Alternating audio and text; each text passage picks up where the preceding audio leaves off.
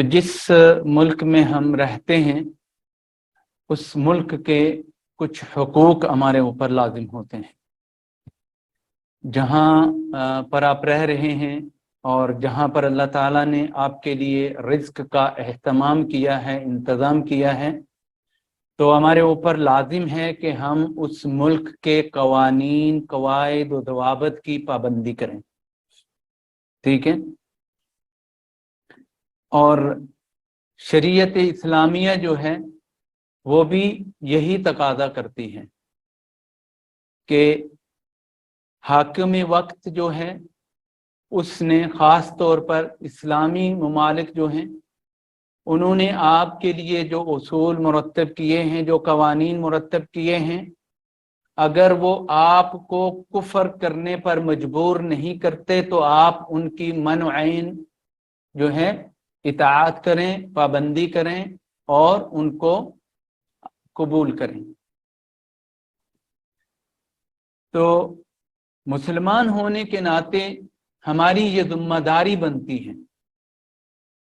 کیونکہ اسلام جو ہے یہ نکلا ہی پیس سے ہے، پیس، امن کا دین ہے اسلام. اور جہاں پر مسلمان ہو اس کا مطلب یہ ہونا چاہیے کہ یہ جگہ جو ہے یہ امن کا گہوارہ ہے.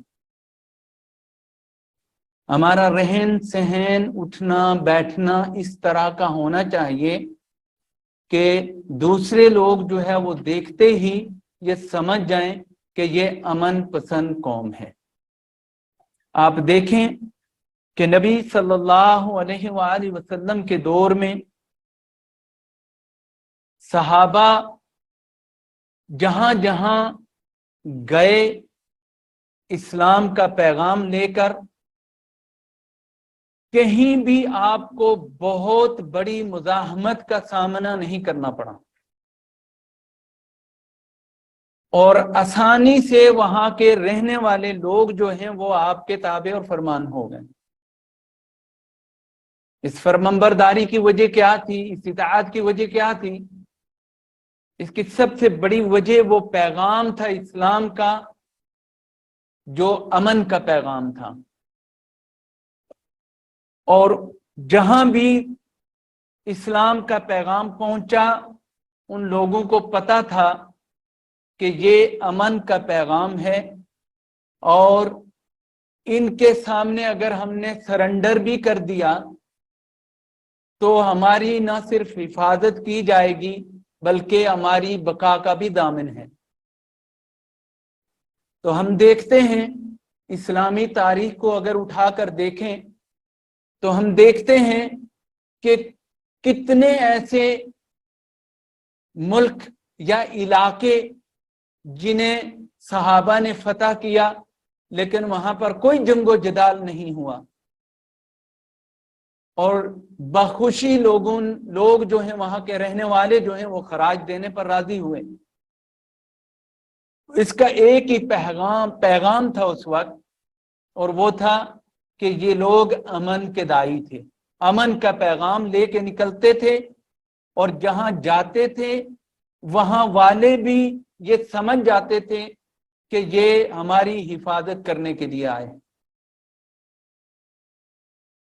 تو ہمیں اپنے اسلاف سے، شریعت اسلامیہ سے یہ چیز سیکھنی چاہیے کہ اسلام امن کا پیغام ہے، امن کا دین ہے، اور اس امن کے پیغام کو پوری دنیا میں ایکسپٹ کیا جانا چاہیے.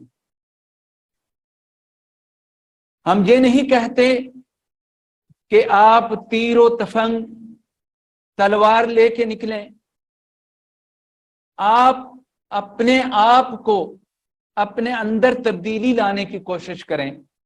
جب پورا اسلام آپ کے اوپر نافذ ہوگا تو وہی حالت ہو جائے گی جیسے صحابہ جا کے علاقے میں پہنچتے تھے اور وہ لوگ ان کے ہاتھ پر بیعت کر لیتے تھے. تو ہمیں اس طرف پلٹنے کی ضرورت ہے. ہمارا یہ 5 فٹ کا جسم، 6 فٹ کا جسم हम इसी पर इस्लाम नाफिज नहीं कर सके तो हम पूरी दुनिया के लिए क्या पैगाम दे सकते हैं।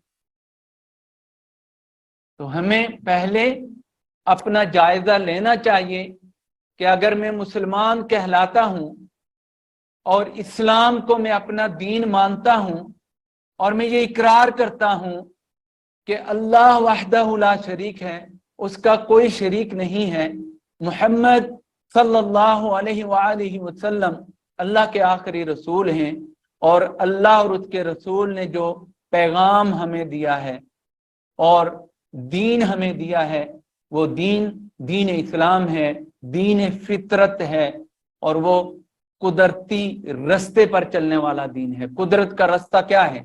अमन का रास्ता है।